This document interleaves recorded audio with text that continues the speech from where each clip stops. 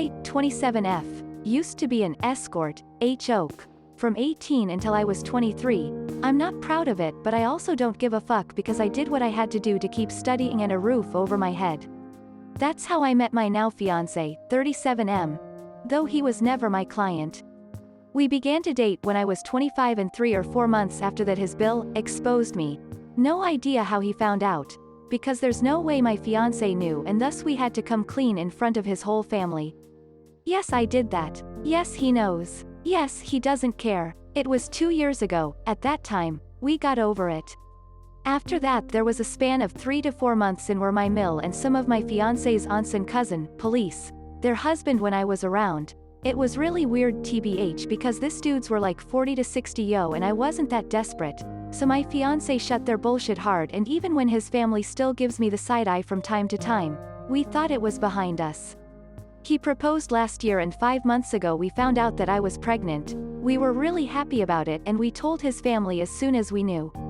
His sisters and young brother were happy for us, but his mom took me aside and begged me to be honest with her and asked if this was really my fiancé's child. I was taken aback, but I just rolled my eyes and said yes. She gave me some shitty speech about how she only wanted to make sure, and that she was happy to be a grandmother. Well, last weekend we were at his parents' with his family and some of his friends and we were talking about the name. How he might look, small talk. We will love him regardless, but there's always some. Oh, I hope he gets your nose. MMH, I like your eyes. I hope he gets them, comments, and my Phil said that he and his children have a birthmark in the inner tight and that even his grandchildren, one of my SIL's kids, got them. So our baby might too, and then he said, but how can we know from who he got it? It may as well be from me, my boy or my brothers, and he and his brothers began to laugh. My fiancé got mad and before he could say anything I said, I don't get it, and my Phil was, yeah, because it runs in the family, and I said again, I don't get it. Why would he get it from you? And he began to get nervous and said, because you know.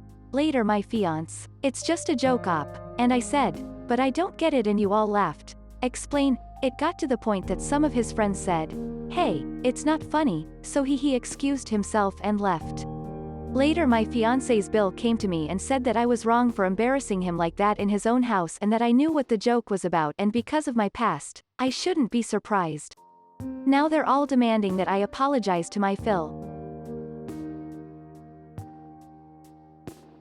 Next story. I, 32F, have been married to my husband, 35M, for 3 years. We dated for 2 years before that. I want to start this off by saying that he really is a good guy in other areas. My husband's parents, his 2 brothers, ages 38 and 40-ish, and his brother's girlfriends, fiancés have a tradition of going out to dinner once a month. I am invited about 50% of the time. I've talked to my husband's brother's fiancé, and she says she is invited every time. When I say I'm not invited, I mean that my husband tells me, I'm going to the family dinner. It's probably best if you sit this one out. When I expressed that I wanted to come, he told me that it would be for the best if I didn't. It has caused several fights. About a week ago, my husband went to a family dinner that I wasn't invited to. I was very pissed. So earlier that day, I called and made a reservation at the restaurant they were going to. My husband left the house, not knowing about my reservations, and I left 15 minutes after him. I ended up seated at a table where I couldn't see his family. So I got up as if I was going to the bathroom and walked right past them. They were all there, including his brother's SOs. My husband looked completely shocked and asked me what I was doing there. I told him that I had just been dying for a steak, so I came and got one at the restaurant. My mother-in-law said it was very rude of me to interrupt their family dinner. I pointed out that I wasn't trying to join them, I was just going to the bathroom. I told them to have a good meal and I left. I went and finished my steak by myself. My husband was really pissed when he came home, and he told me that he couldn't believe how much of an asshole I had been. I said that he was an asshole for not inviting me to his dinners when his brother's SOs got to go. My husband said that the decision to invite was between him and his family, and I should respect it. Anyway, with the way the word asshole was thrown around, it made me think of this sub. So I wanted to ask if I am the asshole. Next story. The situation is kind of a mess. I, 27, am expecting my first baby with my husband.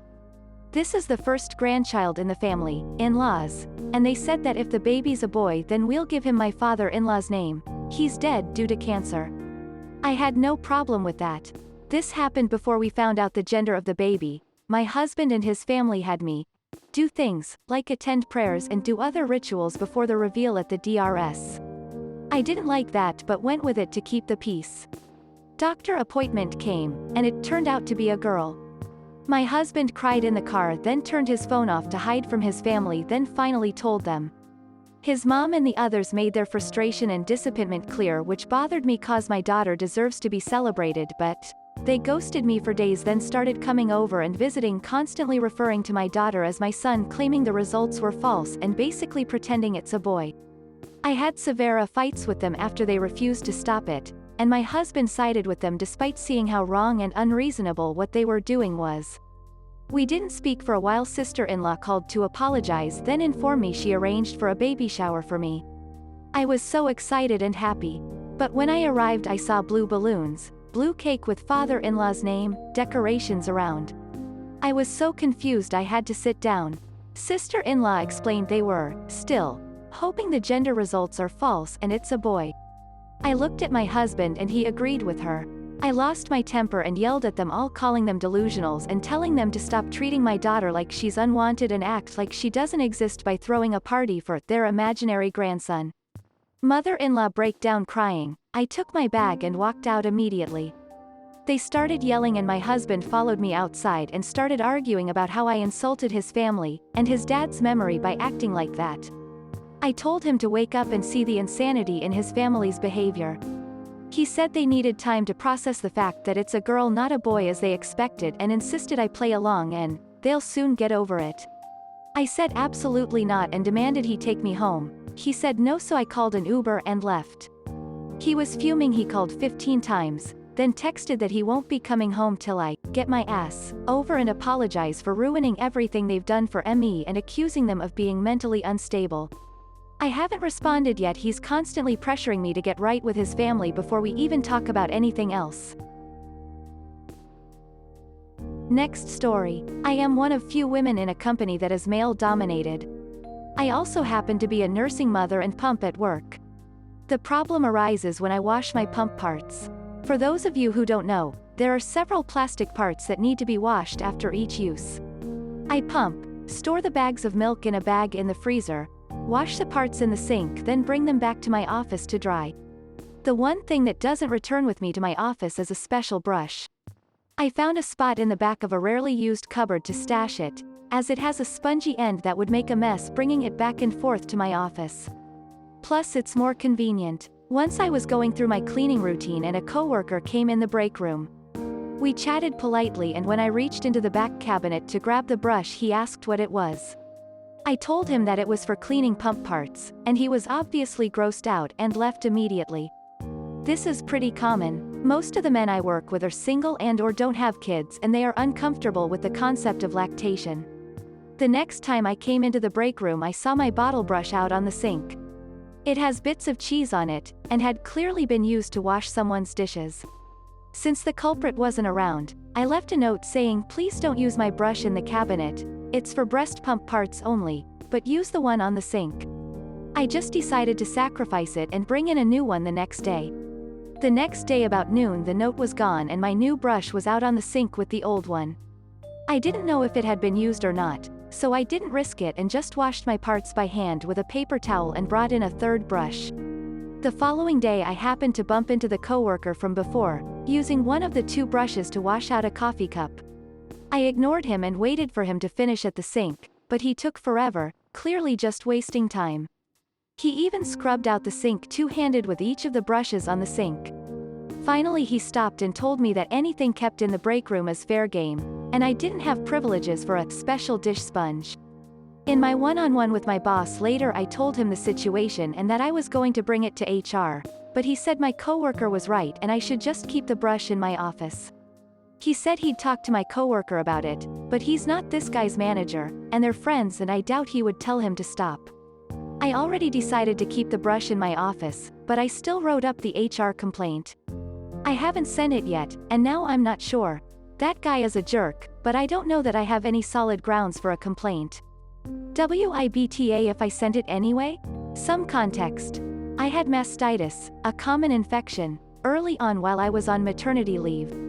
It was painful and miserable, and the best way to prevent it is to keep the parts clean and wash them with a clean brush, which is why I'm so diligent about keeping a brush only for pump parts. Next story. 20 meters, has 2 younger siblings, Joe and Jill. They're twins, both 18 and graduating high school this year. Jill is my parents' favorite, because they've always wanted a daughter, while Joe is their scapegoat, because I guess he's the bonus baby they never actually asked for. I'm mostly better off than Joe, as I'm the oldest grandson from both sides of my family, almost all of whom are just as blantant as my parents are about their favoritism. I felt really bad for Joe, so I did what I could to make him feel less alone. Like when Jill got to go shopping with mommy and daddy, I took Joe skating with my friends. When our parents were too busy watching Jill's kitty pageant, I dragged my best bud to sit through Joe's elementary school musical. Small things like that. It all started as pity moves, but soon my friends pretty much liked Joe better than me, while Jill's princess syndrome got in her head. So now I spend more time with Joe because I simply like him better than Jill. Never said it out loud, but I don't make it a secret either that I prefer not to spend my time with entitled brats. Anyway, like I said, they're graduating soon. They both already had their choice of college, accommodations, etc. Jill's going to a uni in SF, fully funded by our parents, unsurprisingly. Joe's going to the same uni as mine in Seattle, but different campus just 20-ish minutes away. He got a full ride, which apparently makes him ineligible to get any financial help from his own parents. This is also hardly surprising, so I made some calls to ask around, see if anyone is hiring next fall. I did this while on FaceTime with Joe.